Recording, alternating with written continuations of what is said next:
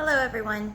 So the short answer to this question is yes, a root canal could be associated with joint pain when we have a failed root canal. So some root canals can be fine for decades. If you monitor them with a 3D cone beam scan, many times they're fine for a lot of years if you have a really good endodontist. So not all root canals fail, it is just a very, very high rate of failure.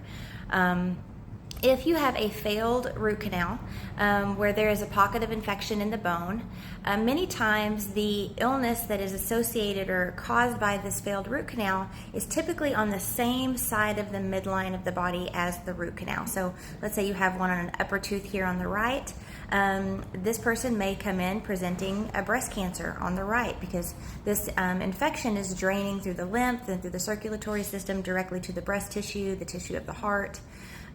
So many times the issue associated with the failed root canal will be on the same side of the body as the affected tooth. When we're talking about joint pain in general, sometimes it's an overabundance of chemical buildup in the body that is causing inflammation in the joints. A traditional doctor would diagnose this as arthritis and put you on an arthritis medication. When you come into my office, I'm going to say, why do you have inflammation?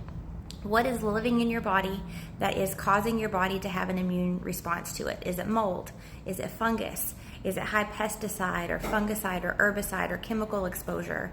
And those are the types of things that I'm going to look at to see what may be contributing as a major factor to joint pain.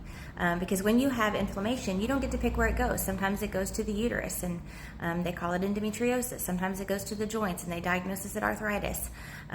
So it affects the body differently depending on what the source, the root cause of it is. I also want you to look into pH. If you're having chronic joint pain issues, people who have MTHFR and have high pesticide or chemical exposure, these people oftentimes, many times, if they don't get diagnosed with an autoimmune disorder, it's a specific diagnosis of rheumatoid arthritis. And it is almost always in people that have the MTHFR gene mutation and they can't detox these chemicals that they're being routinely exposed to. Also, if you haven't watched my pH video, take a look at that because if you have an acidic pH, it causes joint pain, muscle aches, sometimes even your skin hurts. So when someone comes in with joint pain, these are the things I'm going to be looking at, but don't overlook your pH because that is usually like a booster pack. You may have some joint issues due to bacteria from a root canal, but if your pH is acidic, it's going to make it so much worse.